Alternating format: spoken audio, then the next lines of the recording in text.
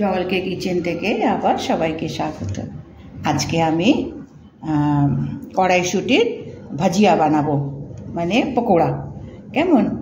বিকেলবেলা চায়ের সঙ্গে গরম গরম পকোড়া খুবই ভালো লাগে। এখন ঠান্ডা পড়ে গেছে, বাজারে কড়াইশুঁটি একদম ফ্রেশ কড়াইশুঁটি দেখো। তো সেই কড়াইশুঁটির আজকে পকোড়া বানাবো। তো আজ এই বাটিতে আমি এক বাটি কড়াইশুঁটি নিয়েছি, একটু এইটুকু একটু আদা নিয়েছি, আর 2-3টে কাঁচা লঙ্কা নিয়েছি। লঙ্কাটা নিজের ওপরে, বেশি ঝালও তো ভালো লাগে না, তো সেই জন্য আমি এটা নিয়েছি। এবার এটাকে আমি মিক্সিতে মানে হাফ ক্র্যাশ করে নেব, পুরো পেস্ট হবে না, হাফ। তারপরে তো ওর মধ্যে বাকি এসব মিশিয়ে নিয়ে তারপরে তো বড়াটা রেডি করতে হবে। তো আমি এটাকে মিক্সিতে আমি ক্র্যাশ করে নিয়ে বাকিটা আবার তখন বানাচ্ছি। এবার আমি এটাকে দেখো পুরো মানে পেস্ট করে নিই। একটু তোমার গিয়ে খিঁচ মতন থাকবে, তাহলে কি মানে পকোড়াগুলো খুব ভালো হয় খেতে। তো এর মধ্যে আমি দেখালাম না তখন, 2টো বড় কাঁচা লঙ্কা নিয়েছি, 1 টুকরো তোমার গিয়ে আদা নিয়েছি, নিয়ে এটার মধ্যে আমি বিনা জলে আর কি নিয়ে মিশিয়েছি। তারপরে তো দরকার হলে যখন আমরা মানে এইগুলো মেশাবো, সেগুলো তোমার গিয়ে জল যতটা লাগবে সে মতন, কেননা পকোড়াতে তো বেশি জল দিতে লাগবে না, সেই জন্য আমি এর মধ্যে জল দিইনি। একটু মানে বন্ধ করে চালু করে, বন্ধ করে চালু করে আমি এই মিক্সারটা করে নিয়েছি, মিক্সিংটা করে নিয়েছি। এর মধ্যে কাঁচা লঙ্কা, একটু আদা, এগুলো দিয়েছি। আচ্ছা, এবার এর মধ্যে আমি দেব কালো জিরে, কেননা পকোড়াতে যে কোনো পকোড়া বানাও তো কালো জিরের একটা আলাদাই তোমার গিয়ে ফ্লেভার থাকে, তারপরে হজমের সুবিধা করে কালো জিরে, তো সেই জন্য কালো জিরে দিলাম। এবার এতে মাপ মতন তোমার নুন, বেশি না হয়ে যায়, মাপ মতন নুন। কেননা পকোড়া ভাজার পরে তোমার দরকার হলে একটু বিট নুন দিয়েও খাওয়া যেতে পারে, কিন্তু বেশি না হয়ে যায়। এবার এখানে আমি লঙ্কা গুঁড়ো দিলাম, একটু কালারটা হবে, আর একটু কাঁচা লঙ্কা তো আমি দিয়েইছি। এবার এখানে এটা জিরে ভেজে তার পাউডার, ভাজা জিরের পাউডার, এটা একটা ভালো তোমার গিয়ে ফ্লেভার আনে।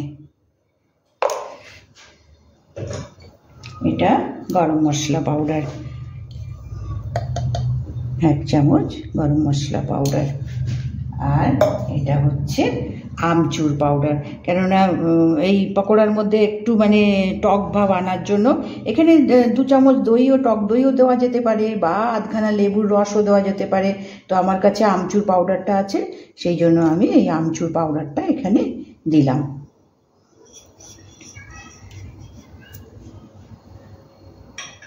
এবার এখানে বেসন দিলাম, মাপটা দিয়েছি তোমার গিয়ে এই বাটিরই, তোমার গিয়ে কড়াইশুঁটি নিয়েছি এই বাটিরই তোমার মানে পুরো নিইনি, একটু কম, মানে 3 ভাগ তোমার গিয়ে বেসন, আর এটা হচ্ছে চালের গুঁড়ো। এই চালের গুঁড়োটা তোমার গিয়ে ক্রিস্পি আনবে, খেতে ভালো হবে, আর বেসনটা তোমার গিয়ে বাইন্ডিং দেবে, এটা দিয়েছি। এবার এতে ধনে পাতা দেবো। এরকম শীতকালে কড়াইশুঁটি দিয়ে কত রকম তোমার গিয়ে খাওয়ার বানানোর আছে, তো সেই যেটা আর কি ভালো লাগে। তো আজকে বিকালে জলখাবারের জন্য এটা আমি তৈরি করছি। তো এবার এটাকে সব মশলাগুলো মিক্স করে নিয়ে অল্প অল্প করে জল দিয়ে মোটামুটি একটা মানে পকোড়া যাতে মানে ধরে এরম ধরে তোমার গিয়ে তেলের ওপরে বসানো যেতে পারে, সেইটা আমি অল্প অল্প জল দিয়ে আমি এটাকে বানিয়ে নিই। তারপরে তেল বসিয়ে আবার দেখাচ্ছি। এবার কড়াইতে তেল বসিয়ে দিয়েছি, এটাও মিক্স করে নিয়েছি। লাস্টে আমি একটু পেঁয়াজ, একটা বড় পেঁয়াজের আমি হাফ কেটে দিয়েছি। এটা তোমার যদি পছন্দ না হয় তো এটা স্কিপ করতে পারো, এটা বাদ দিয়ে দেওয়া যেতে পারে, কেননা পকোড়াতে বেশ পেঁয়াজ টেঁয়াজ দিলে পরে একটা আলাদা আস্বাদ হয় না, সেই জন্য এখানে আমি পেঁয়াজটা মেশালাম। আর এই পেঁয়াজটা মিশিয়ে দিলে না তারপরে জল ছেড়ে দিত, বেশি তোমার গিয়ে জল হবে না, তাহলে তোমার গিয়ে বড়াগুলো ক্রিস্পি হবে না। সেই জন্য এখন এখানে পেঁয়াজটাকে মিশিয়ে আমি এবার ছোট ছোট বল করে করে এগুলো ভেজে নেব। দেখো এরকম হবে। এই যে বড়াটা তুলছি এরকম করে, কেমন বেশি পাতলা হয়ে গেলে, জল হয়ে গেলে তাহলে তোমার গিয়ে বড়াগুলো বেশি মানে খাস্তা হবে না। তো এখানে আমি পেঁয়াজটাকে মিশিয়ে দিয়ে তেলটাও আমি বসিয়ে দিয়েছি। এবার সাইজটা তোমার নিজের ওপরে, যেমন যেমন সাইজ তুমি করবে সেই রকমই সাইজটা ভালো লাগবে। মানে বেশি ছোট না আবার বেশি বড় না, মিডিয়াম সাইজের করলে পরে ভালো লাগে। তো আমি এবার বড়াগুলো মোটামুটি সাইজের দিয়ে, দেখো এরকম মোটামুটি সাইজের গোল গোল করে। এবার তেলটা তো গরম হয়ে গেছে, আর এটা তেলটা তোমার গিয়ে গরম করে সিমে নিতে হবে, কারণ একদম বেশি গরম হয়ে গেলে কি হবে, ওপর থেকে তোমার গিয়ে রং ধরে যাবে, অথচ ভেতরটা তোমার গিয়ে কাঁচা থেকে যাবে। সেই জন্য তেলটা গরম হয়ে গেলে পরে তোমার ওটাকে সিম করে দাও, দিয়ে ধীরে ধীরে বড়াগুলো সমস্ত মোটামুটি আমি সাইজের করেছি। বিকেলবেলা চায়ের সঙ্গে একটু চাটনি দিয়ে একেবারে শীতকালে বিকাল একেবারে খুবই সুন্দর। তো আমি এই বড়াগুলো সব দিয়ে আমি ভেজে তুলে নিই, তারপরে আমি বাকিটা আবার দেখাচ্ছি। এবার এটাকে বেশ ভালো করে ভেজে নিয়েছি, গ্যাসটা একটু কমিয়ে দিই, ভালো করে ভেজে এবার এইটা একটা প্রথমটা আমার ভাজা হয়ে গেল। এবার বাকিগুলো ভেজে নেব। ভেজে নিয়ে তারপরে প্লেটিং। তো আমি এটা পরের এটাও আমি ভেজে নিয়ে তারপরে আমি প্লেটিং দেখাচ্ছি। আর চালের গুঁড়ো থাকার জন্য দেখো বেশ ভালো ক্রিস্পি হয়েছে। এটা এবার আমি সেকেন্ড ব্যাচটা আমি ভেজে নিই। আমি সব বড়াগুলো ভেজে নিয়েছি। এবার আমি এগুলোকে প্লেটে বসিয়ে দিই।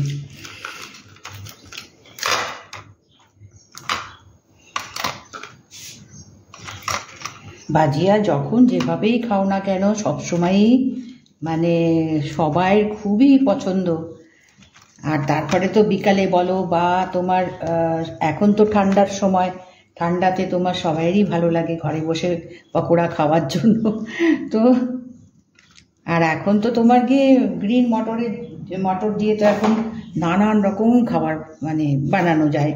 তো আজকে এটা আমি বানালাম, এই গ্রিন পিস দিয়ে পকোড়া। কিভাবে আমি বানিয়েছি, কি দিয়েছি আমি দেখালাম, তার সঙ্গে দই দিয়ে এই রায়তা। এর মধ্যে আমি কিচ্ছু দিইনি, একটু সাদা নুন দিয়েছি, বিট নুন দিয়েছি, আর অল্প একটু চিনি দিয়েছি, যে নুন আর টক ভাবটাকে ব্যালেন্স করতে পারে। আর একটু কালারের জন্য এই লাল লঙ্কা গুঁড়ো দিয়েছি, দিয়ে এইটা এই পকোড়ার সঙ্গে বানিয়েছি। দেখো দেখালাম কিভাবে আমি বানিয়েছি, কিভাবে কি জিনিস দিয়েছি, দিয়ে আজকে আমি আমাদের বিকালের চায়ের সঙ্গে, অবশ্যই চাটনির সঙ্গে দিয়ে আর চা দরকার হয় না, তো আজকে গ্রিন পিস দিয়ে পকোড়া বানালাম। দেখো ভালো লাগলে নিশ্চয়ই একটা লাইক করে দিও। আজকে শেষ করলাম, ঠিক আছে।